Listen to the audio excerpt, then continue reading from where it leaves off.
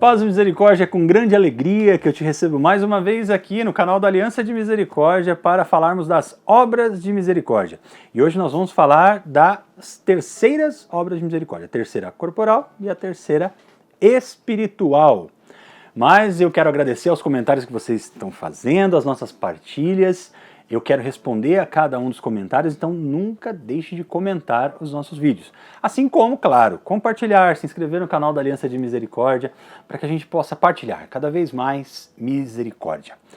Hoje falaremos então a respeito das terceiras obras de misericórdia, que é espiritual, corrigir os que erram, corporal, dar pousada aos peregrinos.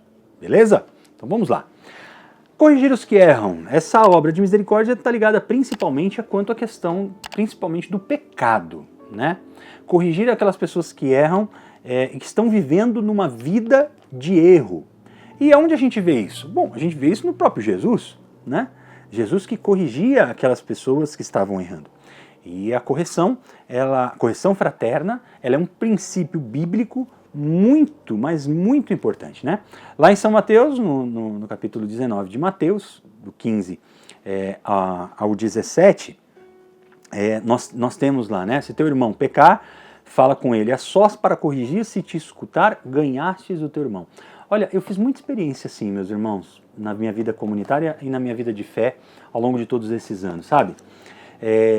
Teve muitas vezes que eu errei, ou muitas vezes alguém errou comigo, e que a gente se procurou por uma correção fraterna, e mediante isso a gente se tornou grandes amigos. Porque sempre quando você vai corrigir alguém e você o faz no amor, essa pessoa sabe essa preocupação que existe, e através dessa preocupação, né, isso gera uma comunhão espiritual, né? Isso é muito bonito. Então a gente deve corrigir, mas como é que a gente deve corrigir? A gente deve corrigir com mansidão. A gente deve corrigir, acima de tudo, com humildade. Nunca se esqueça disso. Lá na carta de Tiago, Tiago 5:20, né, nós temos, olha que bonito, né? Retomando esse texto aqui, ó. Aquele que converte um pecador do seu erro salvará da morte a sua alma e obterá o perdão de muitos pecados. Né? A gente já tratou desse texto aqui numa outra obra de misericórdia. Né? Então, aqui você tem também uma graça de Deus particular a respeito dessa atitude, ok?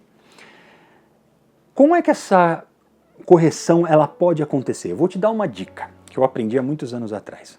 Quando você tiver que corrigir alguém de um erro, de um pecado, de alguma coisa que ele cometeu, você faz o seguinte: você vai na capela, se ajoelha na frente de Jesus e pede para Jesus mostrar só, tá bom? Não precisa muito, só 10 erros que você cometeu nos últimos dias. Fica tranquilo, o Espírito Santo vai te iluminar, vai vir rapidinho assim, ó. E o que isso vai fazer?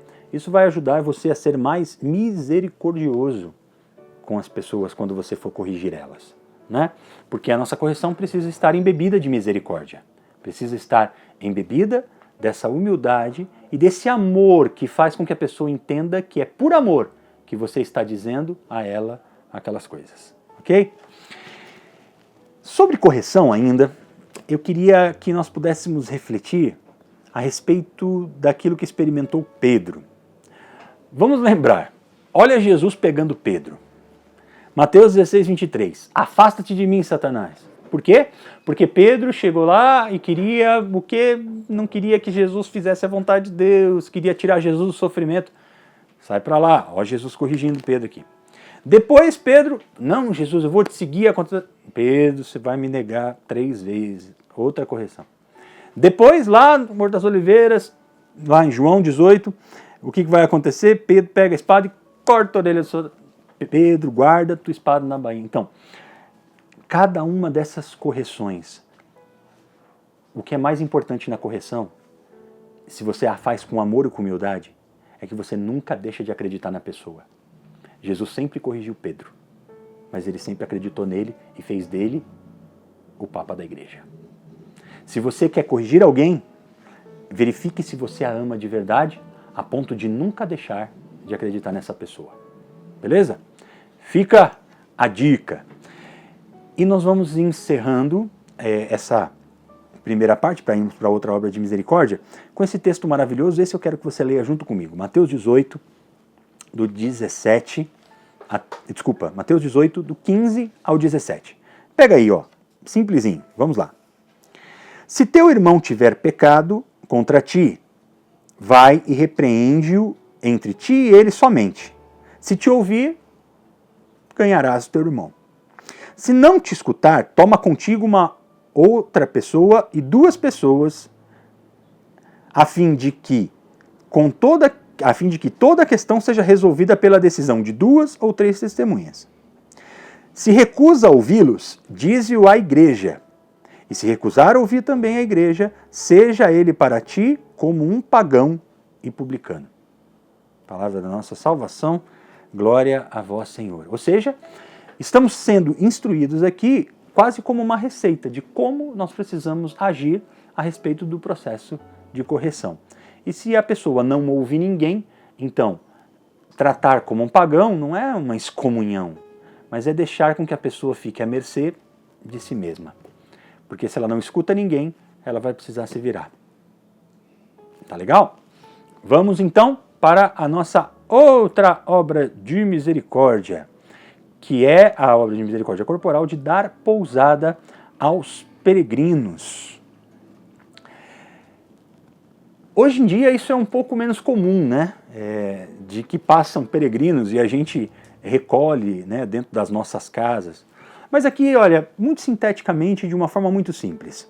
Eu quero evocar com você aqui aquela palavra de Hebreus no capítulo 13, versículo 2, aonde que vai dizer que nós nunca podemos nos esquecer da hospitalidade, pela qual, quando nós recebemos alguém na nossa casa, pode ser que nós estamos hospedando anjos, o próprio Deus, né? Quem hospeda alguém, quem dá, né, resguardo a alguém, quem dá ajuda a alguém, né, em hospedar um estrangeiro, um desconhecido, né, às vezes não percebe, e a luz aqui das obras de misericórdia é aquilo que você vai escutar do Senhor. Você acha que está acolhendo um estrangeiro, mas ele vai dizer, é a mim mesmo que você escolheu, que você acolheu. Olha que bonito que é isso. Não posso deixar de tocar aqui, irmãos, na questão da realidade que a gente vive hoje, da segregação racial que existe no meio de nós, de uma forma muito séria, não somente a nível de cor, mas também a nível de origem e de tudo quanto que é coisa, né, dos estrangeiros, né, da xenofobia, que é uma coisa horrorosa, horripilante. Repito, não estamos aqui para politizar nada, não é essa a ideia.